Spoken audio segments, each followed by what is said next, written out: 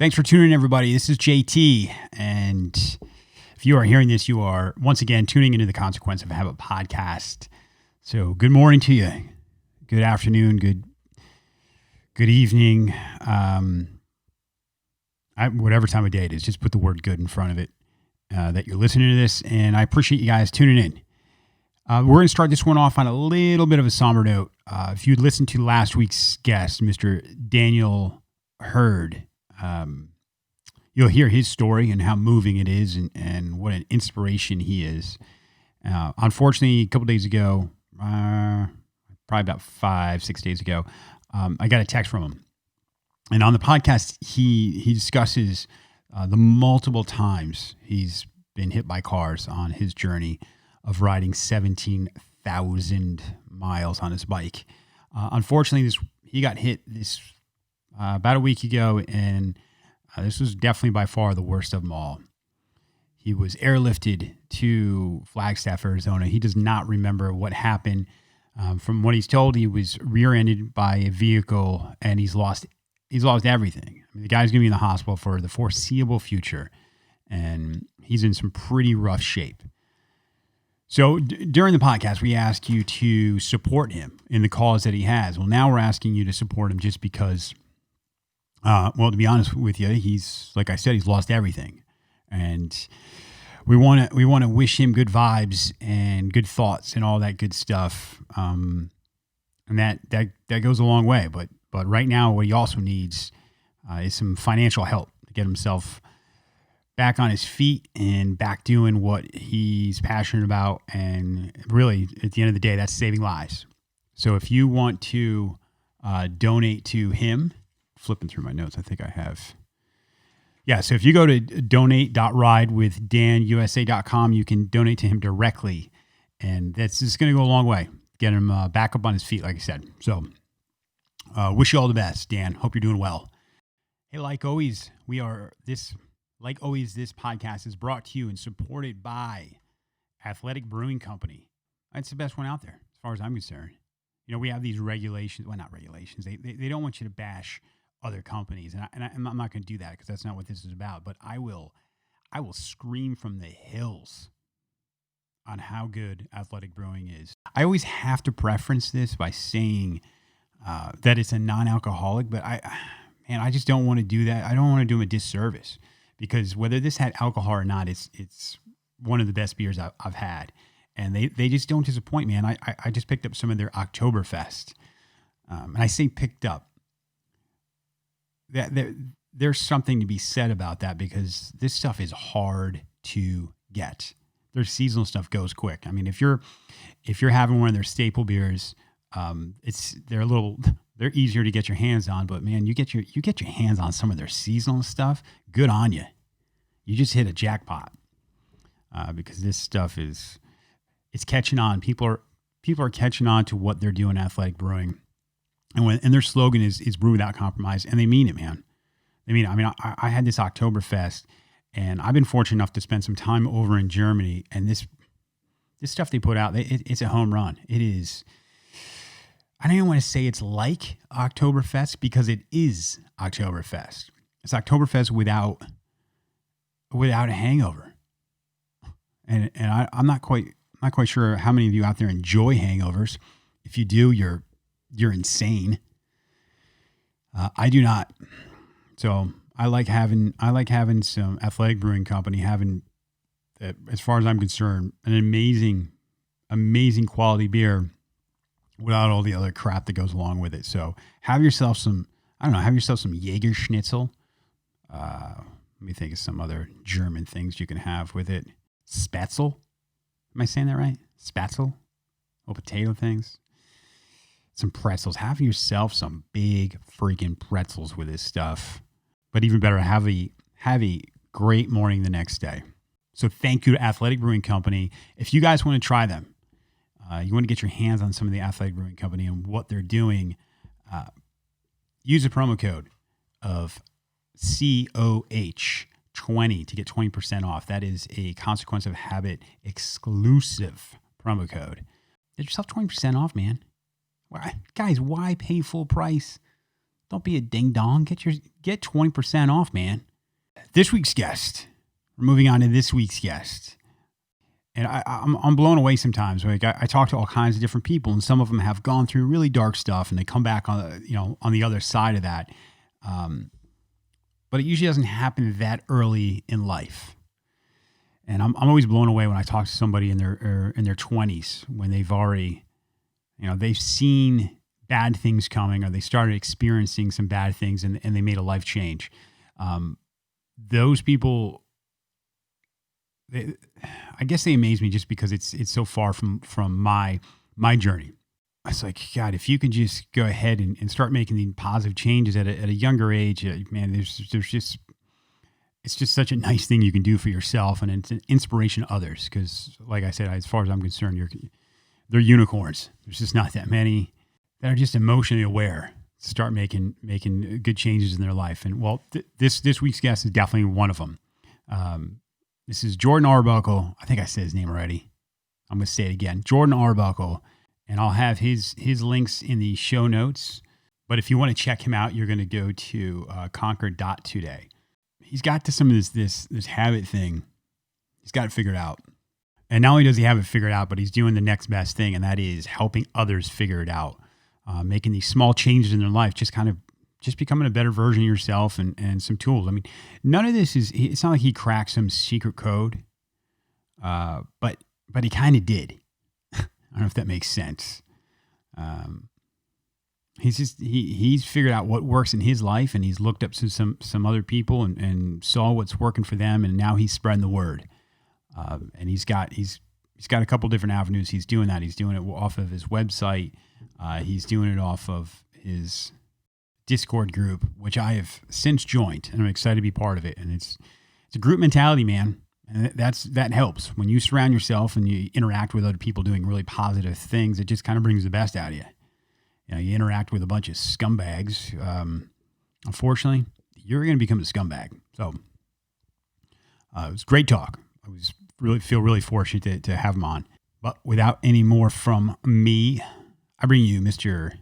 Jordan Arbuckle.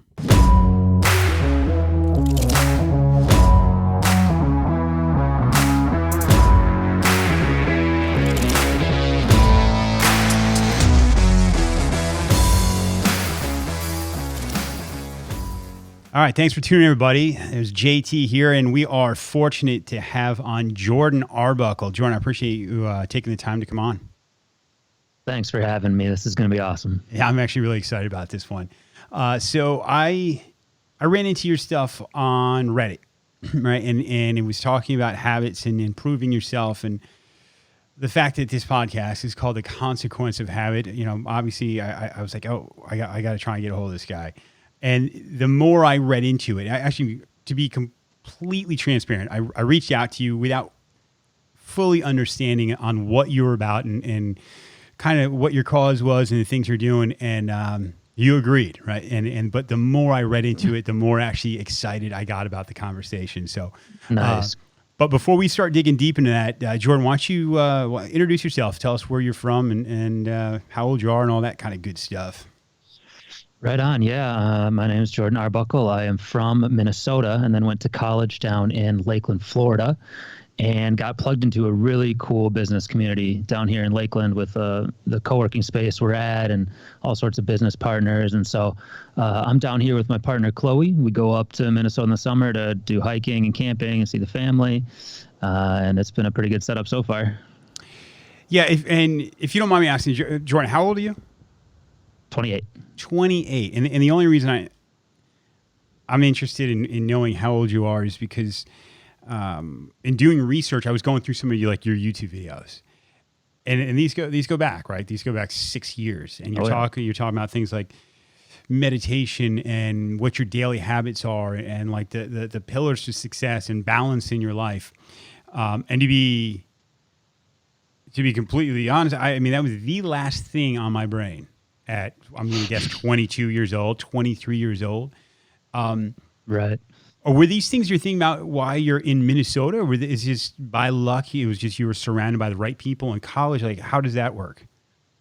I think it was through college and a little bit after college, we all go through kind of our early 20s, and I had a couple what I'd consider mental health challenges that forced this upon me in the best possible way, where you start to learn how much hard work it is to be healthy and how worth it is to do all that hard work. Mm-hmm. And so over the years of, reading and writing and practicing and failing and getting back up, I've kind of built this platform around it. And it was a while ago when I was writing and doing those videos, and I paused for about 2 years because I was in a place where I was learning again more than I could teach. And so I kind of set this down and said some things might change. And I've just recently hopped back into it with what I think is, the next level and a different perspective, and excited to start sharing that now too. Yeah. And without digging too deep, or actually maybe we will, whatever you're comfortable in talking about, you mentioned you had some mental health challenges. Is that something you speak about in front of others? Is it something you make public, or is that just kind of something you hold close to your chest? I enjoy speaking about it. I think we're on the cusp of a mental health revolution, just like how, 30, 40 years ago, there was a fitness revolution or physical health revolution. People are getting more comfortable talking about it, sharing their stories. And in a dream world, I'd love to transform the world mental health more into mental fitness, where it's something that you're proud to train and you show off, and there's programs that you go through and make sure that you keep your mind right. So through college, through a little bit of the 20s, didn't have all that map for somebody to follow. And I had a couple times where it got so bad that I couldn't lease my house anymore, couldn't do my job. So I'd drive around the country in my car, sleep at rest stops, and I was on the Appalachian Trail for about 2.5 weeks because all I could do at that point in my life was walk. And so I put everything on my backpack and I brought some books along, and I just walked that trail for 2.5 weeks. And there was no mountaintop moment or, anything revelatory about that. But it had an impact me in the way that I now pursue habits and health is one step at a time, very, very slow steps at a time. So I really try and encourage people to, instead of worrying about that destination, instead of even, setting goals, I want you to set a habit, as in, here's how I build a perfect day. Here is, I get up at the time I want, I eat how I want, I enjoy the exercise I do, I enjoy who I'm with, and then go to sleep and do it all over again. Because I think a lot of people really try to jam or force habits into their life that they don't even enjoy doing. So if there's so many other things you can do, so many other cards you can pull from, then why wouldn't you build a daily routine that really fits with who you are? Yeah, that makes a lot of sense. You mentioned a mental health revolution, and I don't know if I'm on the same page with you. I see a revolution that it's completely necessary because of the way that mental health, just whether it be what's happening in society, what's happening on with our phones, this constant need to be plugged in. There's the pandemic, there's that, and all of these other things that we're coming to a point where something has to give, right? Where things are either going to get tremendously worse quickly, or something's going to have to change. Is that your thought process on it too, or are you just seeing things differently? I like that thought process of all the great innovations that we probably had through the years have come through necessity. And so if this becomes a widely spread problem, there's going to be problem solvers who are going to pull something amazing out of that. So I think riding that wave is probably a little bit of it. And then the other half is changing the story and the branding of mental health itself so people can get ahead of it is probably what we need to do, because so much of it is preventative and healing. And so, yeah, I agree. There's going to be a need for it. And there's also a huge opportunity for people to solve the problem. Yeah, I was watching some of your earlier videos, and you said like since then you've taken a break, you've learned a lot more. You're at like this, I don't know if you would call it your 2.0 or, but Nice. even in those videos, you talk about reasons for doing things, right? Like there's always a cause on why we end up doing something, and I keep coming back to the word the phrase emotional awareness, and I mean obviously I didn't make that up. There's another guest that was on here who was he's a Wim Hof instructor, and he talks a lot about emotional awareness, and I think you're right, man. I don't even think most people realize, myself included. Like I could be feeling a certain way. I can be doing something, like I can find myself distracting myself or just doing something that probably isn't super productive, or and then realize, hey man, I got something going on. There's something going on in my head and I don't even know what it is. I got to try and figure out whatever that is. So I think you're right. I think we are definitely in need of examining that. And is that something that was a foreign concept to you growing up where you did?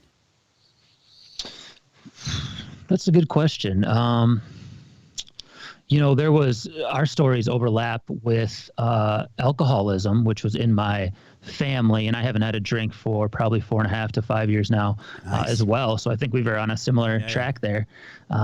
So I was focused on it out of necessity, and I think that's where something should really change, to your point of, if we only talk about mental health when somebody's in a crisis, then there's going to be this real struggle around it. But people only think they have a mental health problem when they can't leave the house. And that's like at a number 8 out of 10 scale, where it's like, you should really pay attention to this. And we've all been there. And if you're thinking physical health, if you feel sore somewhere, if you pull a shoulder doing an exercise, like that's not a huge deal, but you pay attention to it, you fix it, you heal it. And we don't have that type of awareness yet with mental health, where, a couple bad days in a row means you could really hop on this with something preventative and keep yourself at a 2 or a 3. So you don't go all the way up to 8 and then suddenly you're in a crisis. Yeah. Yeah. Were you having issues with mental health things even as a teenager, or was it in college when things really started hitting you, where you're like, oh man, I got to do something? It's really been since a kid, and there's some, family stuff there, and there's some nature and nurture. Like we've all kind of told our story. College was an interesting time because I moved across the country and had to learn how to be a different person almost. Yeah. And then in the 20s, uniting some of those people of who you're proud of who you became, and then pulling out kind of that child that was in need of that person, and then allowing him to come back and reintegrate yourself and start having some fun again. And, stop being self-conscious so you can spread joy to people. And so it's been a lifelong journey, and I'm very proud of it because there's so many more steps to take. But however, the greatest thing in the world is to give some advice to somebody who's on that same path, and just allow them to calm down a little bit, because the answers are out there, and somebody's there for you, Yeah. Do you ever struggle with that? Do you ever find yourself maybe not like in the best of places? Like just like everybody has those ups and downs, yet you're giving advice to other people. I'm the only reason I ask that is because it's times I feel the exact same way, where I'm like, God, here I am. I've got this podcast and I'm talking about these positive things, or meanwhile, man, I'm just having a shitty day. I'm suffering or whatever. But I don't know if you share that experience at all. Yeah, absolutely. And I think I've probably taken breaks with the whole business in general during those times because of moments like that. But I also, living as an entrepreneur, I have a little bit more flexibility in what I do, like going up to Minnesota in the summer, and I still work from my computer, but I am spending most of the time outside with friends and family and rejuvenating. So I've set up my life in about a way where if I know that I'm going downhill because of burnout, because of something else, I will make adjustments that allow me to continue doing what I'm doing. So maybe that's not the time that I'm writing a book, but that's the time when I'm checking in on other people's goals in the Discord group or something, because that's something I can do and it's still effective and I don't have to put out a lot of one-on-one energy into that. Same with my habits. So if you're exercising every single day for an hour a day when you're tops, and then you start crashing, then you just need to do 15 push-ups a day. And you've still got your win under your belt and you've crossed it off and your brain says, thank you for doing something we've succeeded at. Your body's actually working. So when people are struggling in that time and your habits really tank, I'm like, what is literally the easiest, simplest thing that we could do every day? Because, and this is the big part of my philosophy, which I'm sure you saw a little bit about, of Kaizen, which is small, simple changes over time that lead to drastic results. So I've got people that need to get a job, and so their goal is to get a job, and that's an overwhelming day-to-day goal. And so I say, okay, break that down into what do we need to do within 2 minutes to get you to get a job within a month. And a lot of times it is, let's open up monster.com and then let's cross that off your list and let's hit it again tomorrow. And I literally, what is the smallest you can do that you have no reason not to do it? And 90% of the time, that person opens up monster.com, but then the object's in motion. And so they fill out a job application, and then they fill out 2, and then it's been 30, 40 minutes, but they got over that initial hump of getting in action that I think is super important for anybody to do. Yeah. It's definitely what I need. I need these small little things. And I read Atomic Habits too, and they kind of break it down the same way. And I hear some of the same philosophies of trust the process. Like if there's goal setting, and that's one thing, but it's putting in motion a process, and that will lead to these other things. Yeah. What you mentioned, you took a break for 2 years because you were just taking in too much. What does that look like? Are you going to seminars? Are you going to different training? Do you have your mentor? What's that process look like? That's a great question. It was almost more of a lifestyle adjustment. So I've got my wonderful partner, Chloe. We got a house together. We learned to live together. I was integrated into this business community where I was also doing some consulting and some real estate. That's how I primarily fund stuff. And so I was learning more about being a conscious and helpful member of a business community. And I was, transferring out of any sort of college lifestyle into something more permanent and healthy. And so it wasn't so much I was learning by taking in information. It was life lesson after life lesson that I had to get first. And now I am in a place where I can look back and connect the dots. I can read psychology and philosophy now that I'm like, wow, that's exactly what I was going through. So it's really fun for me to be able to simplify those bigger lessons into little bite-sized chunks for people along the way. Yeah. You mentioned you're dealing with, I'm going to guess, anxiety, depression. All you could do is walk the AT for a couple weeks. What changed? Like, what was it? The people around you? What was the shift that made you start making these changes in your life, or at least start thinking about things differently? Wow, that's good. I know after that 2.5 weeks of being out there, and it really was rock bottom. Like, I couldn't look people in the eye, even on the trail. My hair was falling out. I couldn't sleep. Wow. It was really tough. Yeah. So, after these 2.5 weeks, like even that I couldn't do anymore. So I got back to Lakeland and rented a bedroom from a friend and, quote unquote, moped around there until eventually I integrated that system of, today, my goal is to drink a glass of water. Wow. And I'm going to write it down on a piece of paper. I'm going to cross it off and I'm going to go back to sleep because I'm sleeping for 20 hours a day, Right. And then the next day I am going to drink a glass of water and I'm going to go walk around the house.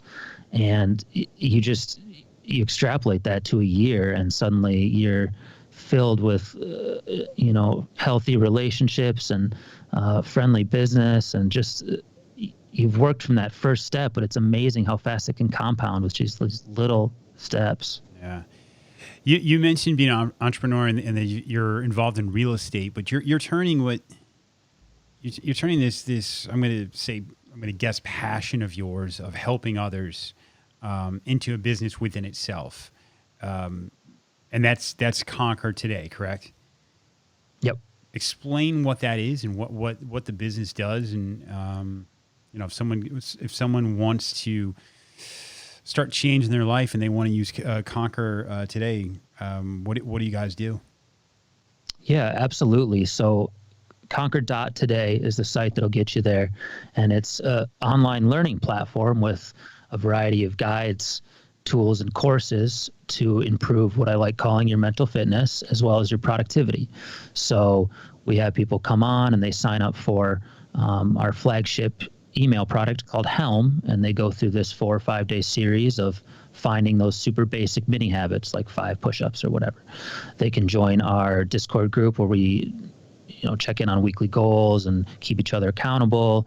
And then they can go through longer courses if they so choose. Follow us on social to keep their productivity going. So I'm really trying to just expand this. Man, I love the plus sign. I've gotten obsessed with the plus sign because I'm starting to see day by day just the little things you do that are either plus or minus to everything, to the way you feel, to who you're communicating to the way your life is laid out. And so I'll do fun things like I'll jog the lake, and I will force myself to wave and smile and say hi at every single person I pass. And undoubtedly that leaves me in an incredibly good mood after an hour, and I just kind of see these plus ups to everybody that smiles back and to myself. And so I think that I'm trying to inject positivity because negativity is so easy to pick up. So I'm trying to get people to gamify their lives in the way that just get more pluses than minuses, and you're going to be doing pretty good for yourself. That whole thing of positivity, and not feeling like a victim all the time. It fascinates me, and a lot of it's just because, well, one of the reasons I was in the military, and I would see guys, or I'd be involved in a program. Say you're trying out for a really tough thing in the military, say a special operations thing, and everyone's in the same boat, right? And it sucks. What you're going through, there's no doubt, it 100% sucks. But there's the ability of some people to find the positivity in those moments, and that's what gets them through. And then there's other people that will be the victim. And I say that I was that person for a very, very long time, and I still struggle with it. Right? It's very easy to do, especially now. How do you go about changing that? I mean, is it just waving, smiling, and saying hello to other people? Like, how do you do it? That's great, because I have such admiration for people that can go through some of those physical challenges. And what I'll tell people to do is go through something called the hero's journey, which is, have you ever heard of the hero's journey or Joseph Campbell or Young or anything like that? Oh man, you'll love this. So he says, instead of a victim mentality, can you readjust the story you tell yourself to be the hero? And that can be everything from succeeding at that boot camp or to getting out of bed and getting a job. So I tell people, one of the greatest ways to do this, and what I'll do quarterly, is I'll go on a primitive camping trip. And the reason I'll do that is because I'll put everything on my back that I own. I'm going to go into this dark, unexplored wilderness with mystery. I'm going to camp out alone. And then the next day I will hike the hardest trail, or I will climb the biggest mountain, or do something extremely strenuous, and back at my campsite, and then return back to the world after you've completed this, what they call the hero cycle of getting called to action, going into mystery, conquering some sort of boss, some sort of level, and then returning to the world to share whatever spoils of that. So the most common example is that's why Star Wars just killed it, is because it's the hero's journey that speaks to our heart of an unknown hero who meets a guide and trains and then succeeds and then returns to the world to help others. And so I encourage people, like, how can you do that in your career? How can you do that in your fitness? Because maybe you set it up that within 30 days, you're going to go have that conversation with your boss that you've always been scared to have. And if you approach that as you're the hero working towards something and then go for it, whether the result is good or bad, you've still succeeded at the journey.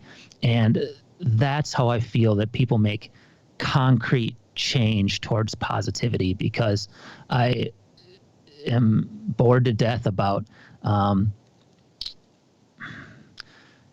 skin deep positivity and repeating these affirmations and watching these YouTube videos with motivation. I think there's a place for that, but it's just like drinking a cup of coffee and it fades away. So I think positivity is just this overused word that people mistake for happiness, and it's very different. You can be positive while having a pretty crappy time, which is what those people in your boot camp were doing.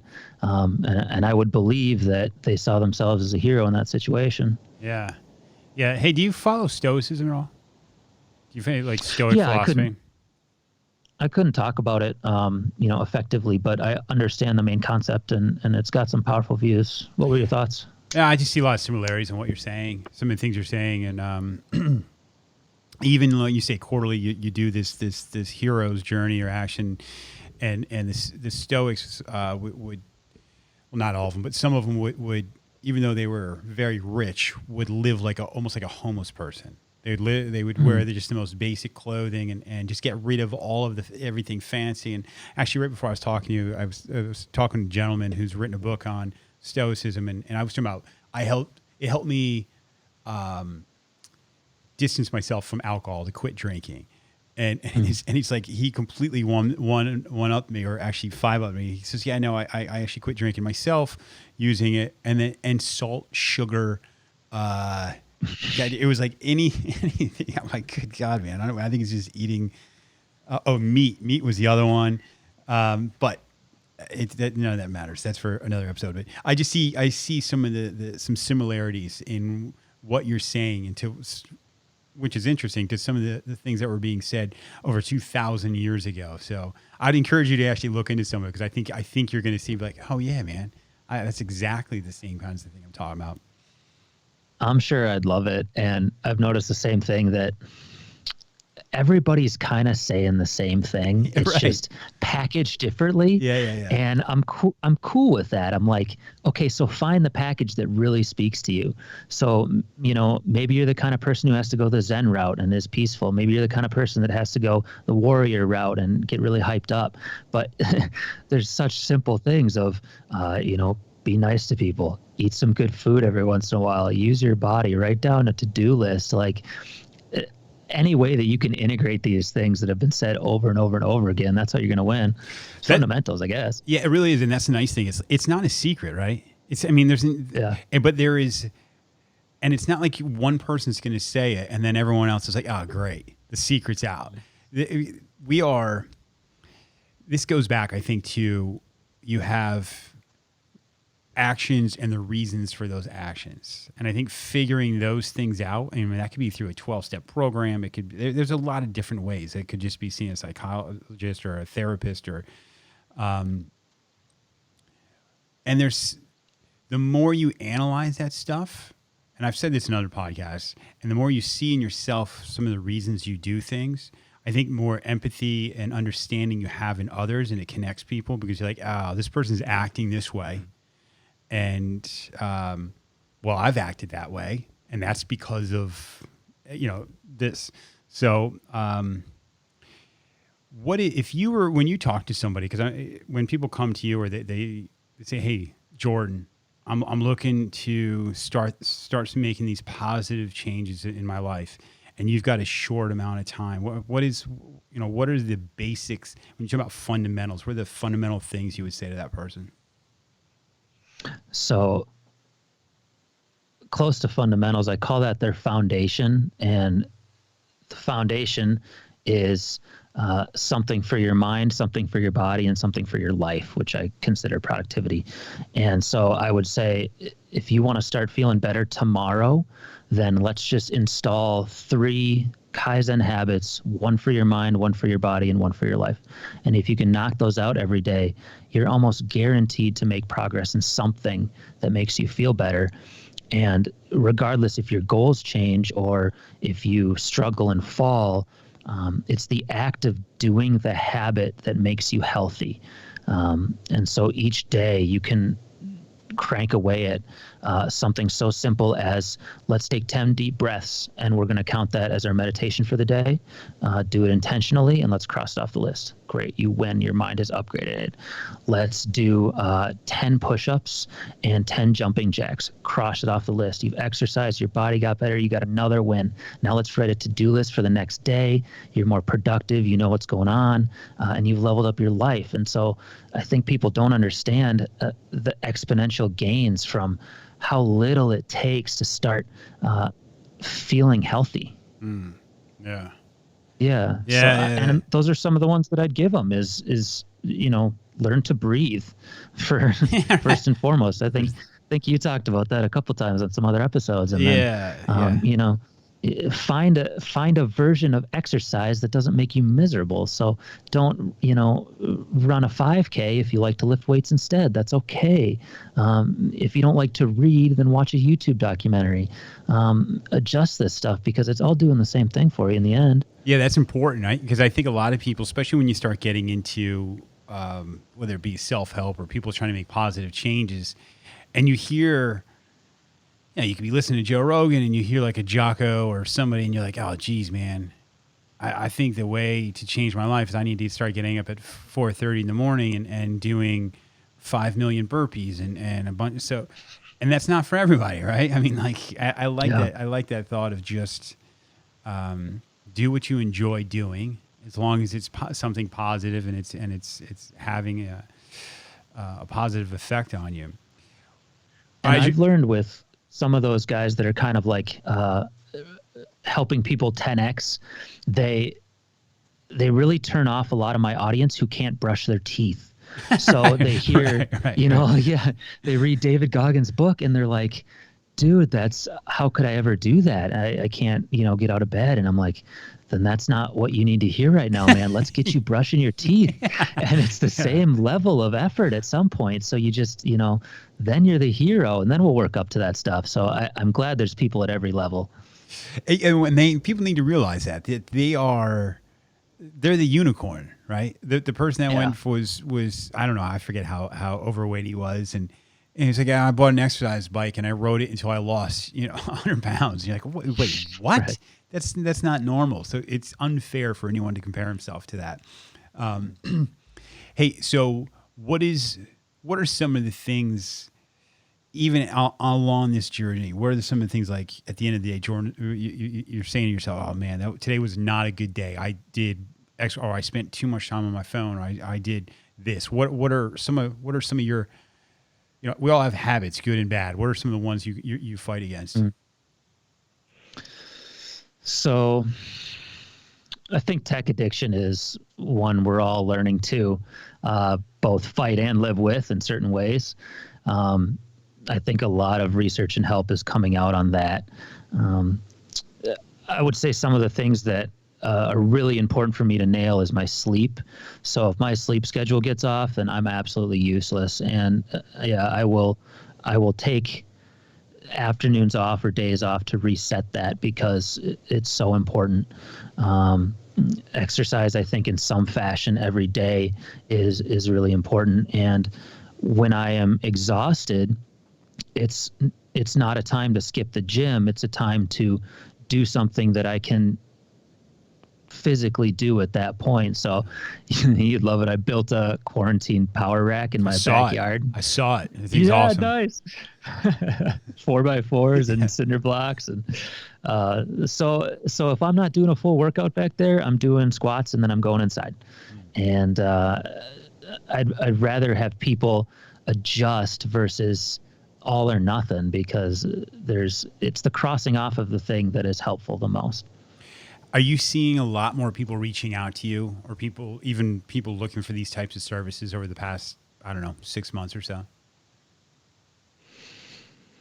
Yeah, I think so. A lot of people come to Conquer Today or our group thinking that productivity is what they're looking for. And sometimes that might be true, that they need to learn to do more stuff in less time. But if they're looking for health and contentment, that's rarely where we end up talking about stuff. And yeah, we're such a go nation and even world that sometimes stopping is the most productive thing you can do for yourself. And so I guide those people who are looking for productivity, whether it's even in high school. Some of these kids are already reaching out and saying, I want my habits to be different. I want to sleep better and I want to study more. And it's like, that's just awesome to be able to start doing that at that age. And then there's people that I work with that are 50 to 60, and they're like, some of my habits are great. And I've realized that being productive isn't everything. So can you help me find some joy again? And it's absolutely, we can. And that's important, right? Have you ever heard of Gabor? I'm probably going to butcher this guy's name. Gabor Mote? I don't know. He's just this Canadian doctor. And I was going over his definition of addiction.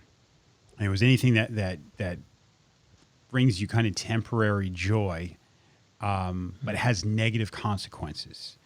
But you continue to do it, right? That drive to it is just too strong. And under that, when you talk about addiction, most people they go to your drugs and your alcohol, and they forget, man, like work. It's distractions, right? People have either trauma in their past, and they're just trying. They don't like being in their own head, and they're trying to distract themselves. And everyone's got a drug of choice, and sometimes that doesn't even look like a drug. You're like, hey, man, this guy's really into his job. And that can be just as much of an addiction as anything else. It just doesn't, the consequences, they can be bad, but it's not crack. Don't get me wrong, but it's still they can still have some real detrimental effects. That's beautiful what you just said. I mean, there's addictions at all levels for everyone. And I haven't really talked about addiction for very long because I'm looking for more research and being able to help more effectively. But I've been under the impression that we're going to pick our addictions throughout our life versus eliminate all of them. And some addictions, like, let's say going to the gym, have healthier things over time. But just like you mentioned, I mean, if you're going to the gym for 3 hours a day and you have a family and they're being neglected, then that's an addiction you've got to change. Right. And if you have addictions like drugs or alcohol, you got to find replacement addictions, because you need something to still give you some endorphins and change yourself for the better. I think people try and just make their lives miserable, which I've tried to do too. And, you feel like you could do everything perfect. And that doesn't last very long. And then those addictions come roaring back. Carl Jung calls that your shadow, that we all have. And our society really pushes the shadow down because it doesn't fit in with the system. And so just like those wilderness trips, you need to do something to respect your shadow and tell them that I know you're here and, we can work together. Some of his professors have done something just like they go in the backyard and they break wood, or they, smash something in the garage that they don't need anymore. And it's this ritualistic sacrifice to your shadow so you can go back and be a good person. And some of the ones that are destroying us right now is Well, not really, but true crime, this explosion of true crime stories and horror and murder. It's people who work our white collar 9 to 5s all day, and our shadow has nothing to do. So it comes home, and we watch these gruesome stories, and it's become okay. Yeah. So stuff like that, the big zombie culture movie push, was all our shadow saying, like, you got to do something for us, or else this is where you're going to end up. What do you think it's because we don't do enough stuff to feel alive? Do you think it's like people aren't doing these trips like you're talking about, like being in the wilderness or doing just hard shit where it just makes you when you're done, you've suffered, you've worked really hard, you've come through the other side, and you feel alive. Wow. I don't know. That's just it's something I think there's so many people sitting behind keyboards or sitting behind their phones or sitting in traffic, and we've lost that. I don't know, just that we all just want a taste of that saber-toothed tiger chasing you, or you're chasing something, or just feeling like something is just hard and you got done and you got that true physical exhaustion. So we try and scare ourselves, or instead we start looking for little hearts and likes and little dings on our phone for that dopamine hit. I don't know. I'm working through it. I love that. And you use the word feeling alive. I think that's so cool because, like we mentioned before, I don't really love the word motivation or inspiration. I don't really love the word happiness. I think you're way much more on the nose of how to feel alive and to be able to feel everything from joy to complete sadness and then be okay after those experiences. Part of drug culture and such is you get this unbeatable high by a chemical, and then the rest of your life can't compare to that. Yeah. And it's not real joy. Real joy is when you're dancing with a stranger at a rock concert, and you get this 2-minute experience of heaven, and then you step away from it and go back to the real world, and it really helps. So yeah, it's those feelings of alive that you really have to intentionally put into your life because they're not going to come to you easy. Yeah. Do you, I know you're into meditation. Who are there certain people you follow in say meditation or spiritual things, or people you look up to? With meditation, the only thing that I've ever done is read a book called Sit Down and Shut Up. And it's by a punk rock Zen monk. And since I've learned that, he really says that all meditation ever is go sit down, shut up, and sit there for 20 minutes. And, of course, there's the techniques we're learning about breathing and clearing your mind. But I have never had as good of results meditating with guided anxiety reduction or any sort of programs versus how long 20 minutes is when you're sitting there and just breathing. And on my best meditation years, where I think I was doing about 20 minutes a day for about 6 months, I got a glimpse of what I think the Buddhists would consider, that euphoria or that nirvana. And it was in a Walmart checkout line. And I'll never forget it, that it was 6 months of, this meditation and really getting to some amazingly peaceful places. And now I'm at a Walmart and I look around and the fluorescent lights are screaming and the babies are crying and somebody's yelling and there's carts everywhere. And everything just got so quiet and the lights got so bright. And I felt like a rock in the middle of this Walmart. And I was filled with joy. And that lasted for a little bit. And I kind of, quote unquote, came down and I'm like, wow, ever since I've gotten a taste of that, I realized that that's the level of meditation that some people are getting to. Yeah. So it can be very exciting to do mental health meditation, perhaps. But they call it Zazen, Z-A-Z-A-N. It's truly just sitting there and breathing. And one of my goals is there's a 10-day. I don't think I can do that. I'm going to do a 3-day, but they have meditation retreats where you don't speak to anybody or do anything all day long except sit in a room with everybody else and meditate. And they feed you and you don't say anything, and you follow a sleep schedule.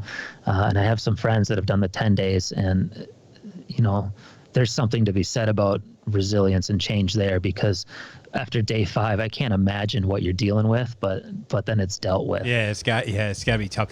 Do you listen to Sam Harris at all? Waking Up with Sam Harris. He's got a huge podcast, and I talk about him on other podcasts because I think he's a real voice of reason in today's society. But he's done a bunch of these retreats, and he actually says the 3-day is actually harder. He prefers the longer one, and he's done like, interesting. Yeah, he says the first 3 to 5 days are actually the toughest. After that, you really start making the gains. But yeah, Wow. I've never done one. I'd be probably terrible at it, but I can definitely see some benefits coming from it. But you mentioned, so you've mentioned Walmart, you've mentioned hiking the AT Trail. What are some of? Do you have any other things that pop out in your brain? It's just this kind of life changing, but these pinnacle moments or experiences in your life. You look back and you're like, that one will always stick with me.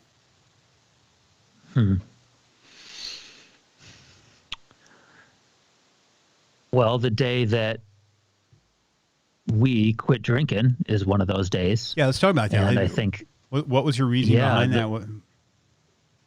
That was a great rock bottom moment, and I think that has to happen to a lot of people. So that was when I came home from the AT, and I didn't really have a home, and I was drinking every day, and eventually, there's one morning where you wake up and you realize that this is it. You're either going to do this your entire life or you're not going to do it again. Because of the severity of where I was, it's been cold turkey since then, and there's really hasn't been any problems with it for about 5 years, and that can be unfortunate for people that have not yet hit rock bottom, and we do not want them to hit rock bottom, Right. But they need some sort of motivation to get through, and so I'd like to hear more from those people that have been able to push through things like that without rock bottom. Yeah, everyone's rock bottom is different, right? Like, I know, just personally, I could always trace back. I could go every major problem or embarrassing thing I've done in my life, or something I'm not proud of. That was the constant equation. Like, somewhere in there, alcohol played its role. But then there's other people, their rock bottom is way different. It's bottom. They've been arrested, I don't know how many times, but at the end of the day, they've all comes back to the consequences of their habits became too great, and they had to make a change one way or the other. So, and good on you for being that young. I mean, when you mention people in high school, I'm truly impressed when I talk to people in their 20s, 30s, and now you're talking about high school kids that are already having enough emotional awareness to look at their life and go, hey, I just want to make this be as productive and happy at the same time as possible. Because it was, like I said, it was so far off my radar. I was just along for the ride. And sometimes I swear, sometimes I still am, but you're just, and then you're all of a sudden you're older, and you're like, oh, dude, look at these guys. I was part of this other group, and I don't know if you heard on a podcast, and it was a bunch of younger guys, and it was the same kind of thing, almost like you're doing on Discord, and it was kind of neat because I didn't know any of them. They were all younger than I was, and we had rules. You're going to read so much every day. You're going to work out for this long every day, and you marked it off on the calendar, and you were upfront. If you didn't do it, hey, I didn't do it today. It was very supportive. It was like, hey, well, tomorrow let's try and get back on. And I love that thing of it as a collective group, because you become what you surround yourself with. I'm a firm believer. And it was people from literally all over the world. I've had a couple of them on. There was a guy from Egypt that I've had on that I just met through these things. So I'm really excited to get involved with your Discord group here and start doing some of the same things. Have you been able to find that type of relationship circle in your real life, currently where you are kind of in life? Have you been able to pull some friends and put them together and get that type of positivity, or is that kind of where this podcast came in? It's kind of where the podcast came in. I mean, I've been around some really positive people, but I'm married. I have 3 kids. I've always been drawn. I don't even know if that's true. I've found myself in environments like when I first got out of the military. I have like what I call my lost year, where I was pretty much homeless. Like for an entire year, I was crashing on different people's couches, and some of those guys that I crashed on their couch will probably hear this. And I was around a lot of the wrong types of people. And I was fortunate enough that a good buddy of mine was getting married in Maryland. And I flew back from I was living in California at the time. And I flew back from California, and I stayed on his sailboat for like, I don't know, 4 or 5, 6 days for free to be in my buddy's wedding. And That's awesome. I was great. But I was surrounded by these really positive, nice people. And I'd forgotten what it was like. And I was like, that's it. That's it. I flew back to California. I was doing like these landscaping jobs. I don't even know what I was doing. And I sold everything I had at a pawn shop for like nothing. I packed up everything I owned into a Jeep Wrangler, and I left town with my dog, and I drove across the country. And I consider that my vision quest, because I was supposed to make it in so many days, but I got really sick. Like really sick. I probably should have been in a hospital, and I ended up laying up in a hotel for like 3 or 4 days, burning up. Yeah, but it was my vision quest. And yeah. I see that as the hero's journey too. Like you sold it all. You went on your own quest. You came against a boss, which was sickness and driving and, trying to find your place, and you succeeded and came out of it stronger. So I think that's just awesome. Yeah. It didn't look much like a hero's quest when my dog was shitting on the floor. It doesn't in the middle. I was shitting on the floor of a hotel room, and I was too sick to get up to do anything about it. Yeah.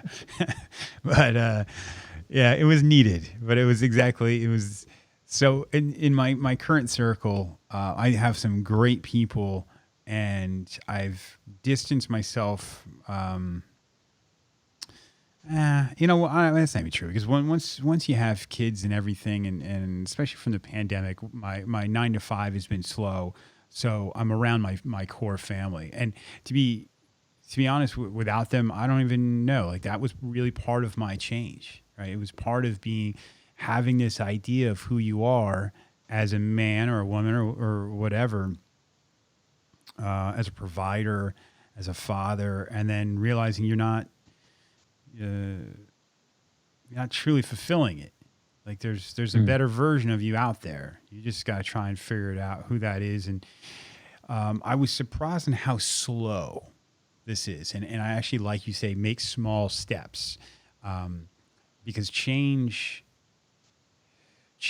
your default mode that you've grown up with and relied on it that so much that it's become a reflex takes a long time, and it can be really discouraging because you can fall right back into it. It goes back to emotional awareness of realizing that, I'm doing the same stupid stuff I was doing, 3 years ago, and I'm supposed to be on this journey, and here I am doing the exact same thing. But I really like what you're saying also about these small steps is it makes the discipline of action a lot easier. When you I think it's the third law of thermodynamics or something, but I use a corny physics analogy that I don't truly understand. I should probably stop. But an object in motion is much easier to stay in motion than getting it started. And so I think that's with people too. Like if you got to clean your room, there's this monumental moment of standing up from the couch, and then you're off to the races. And so if there's any way we can hack that initial motion, it's much, much easier to stay in motion. Was there, when you were at your lowest of lows, was there somebody that came into your life, or were there other men or women that came into your life that you looked at and you're like, oh, okay, this is the direction I need to start heading? I've had some incredible mentors that I've met through college and after college that have given me some of that. Chloe was also an incredible part of this journey, just being a wonderful, loving partner and encouraging. I have my family, my father and my mother, that's always been great examples for me. But I haven't noticed hasn't been a template that I've really followed. It's almost, what are the best parts of these people? What can I emulate? What is not right for me? Can I really just be my own person with some of these great characteristics of these people? And it might take more time than just following somebody, but I think it's turned out pretty well. And I've still got all sorts of those habits from a long time ago that are bad. And there's ups and downs everywhere. Something I think people also find out to be difficult is maybe there is no mountaintop moment where suddenly everything is changed and you can bring down the sword or whatever. But the classic, the journey is more important than the destination. I think that's incredibly important within habits and health, because if I can just do what I love to do every single day, then that's it. Like it will lead me to the places I want to be. Sure, I have a quest and I have goals, but if I can wake up and love somebody and do something for the world and stay healthy and then go to bed and do it again, figure out how to do that, because at the end of the day, that's where you want to be. Yeah. You and I are sitting here talking, and you're wearing a T-shirt. It's called Team Rubicon, and I also, I've talked to a lot of other people, and there's also a common theme of service work. And I've seen you even post stuff like put stuff out there for free also, like help people. Talk to us about that concept. Talk to us about Team Rubicon and what they do. It is an essential part of happiness. Is once you've got yourself in a healthy enough place, you should absolutely give back, because there's nothing more joyful than that. And Team Rubicon is a disaster response NGO that works with both veterans and civilians. And the first time I worked with them was Dorian in the Bahamas. So I was down in the Bahamas for 2 weeks, and you dig out people's houses and help them rebuild and get back to their lives and patch roofs and saw logs. And I encourage somebody to find something like that where you truly can't be faulted by the work you're doing. This world is very confusing, and sometimes what's the right thing to do can get really murky. And so I tell people, you can always go pick up trash. Yeah. So just go outside with a garbage bag and walk the lake and pick up garbage, and you've improved the world, guaranteed, and nobody can fault you for that.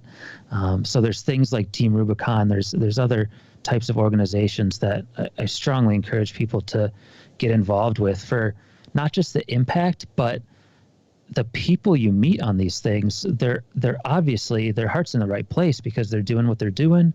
And especially for guys who can struggle sometimes finding close friends out of college, when you're part of a group like that, where it's people striving towards a common goal together versus just mingling and networking, it's so much easier to build super strong relationships because you're working together while you're getting to know each other, and that's the winner. So Team Rubicon always takes in new volunteers. I'd encourage anybody to look at that. There's plenty of others. And then, you deploy and you spend a week working hard with great people, and you come home and do that as much as you want to. Yeah, that's cool. If somebody's hearing this, Jordan, and they want to see more of what you're doing, maybe they want to sign up for your Discord. How do they see, reach out to you by social, or where can they find you? Just go to www.conquer.today and you'll find links for everything. So you can sign up there for the 4-day habit builder. We'll take you through some Kaizen habits. You can join the Discord group where we're talking all day long, checking each other's to-do lists. You can connect on social and DM me and send me an email. There's nothing better than just talking to the community. So I'm always here to help. Cool. And everyone listening to this, if you're wondering why Jordan's audio quality is probably trumping mine, he's the first guy, he contacted me. He says, hey, well, what do I need? And I said, well, just a set of earbuds would be cool. Like if you had a mic, that'd be great. And he's called in at from a professional studio. So good on you, Jordan, on that. I think you've set the bar high for other guests. Hey man, is there anything else you want to talk about? Anything else you want to plug? Nothing more to plug, man. It's just, is there anything that you could give me as a final piece of advice that, I've really enjoyed talking to you? Is there something that has come up in your world that might click with mine? I would if you'd run into me while you're walking on the AT, then possibly. I think you've got a lot of things under control. Things I could give you. You've had a life. You're in a different life place with a family, which I think is more heroic than almost anything else that people can do with their lives. And so, is there anything there that has changed you from the better? Oh, 100%. I mean, I'll talk about authenticity. And I've dealt with issues with that throughout my life. And, you mentioned earlier I'll say this, you develop habits as a kid, right? And those are coping mechanisms, depending on whatever environment you grew up in. You inevitably just build these defenses around you. And trying to break those as an adult can be tough. But the one thing that has always brought me more pride than anything in my entire life is family. Is my kids. It's really one of the main reasons I wanted to be a better version of myself. I don't know if there's lessons in that. I would say there's a sense of being involved in something bigger than yourself that comes from it. Some people get that from not being in family, but for me, like everyone's journey is different. That for me, it's been the most important thing in my life for sure.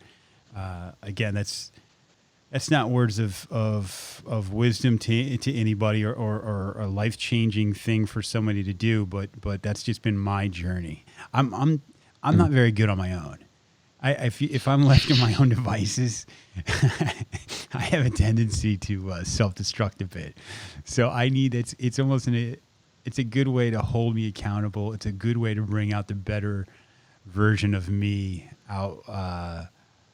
So yeah, hopefully by the time I've got one graduating college, and I'll have a while before my youngest is done with school. But hopefully by that point, I'll have my stuff together enough where I can be out on my own and nothing too bad happens. Oh, I'm sure it's going to be awesome. That's really beautiful, man. Cool.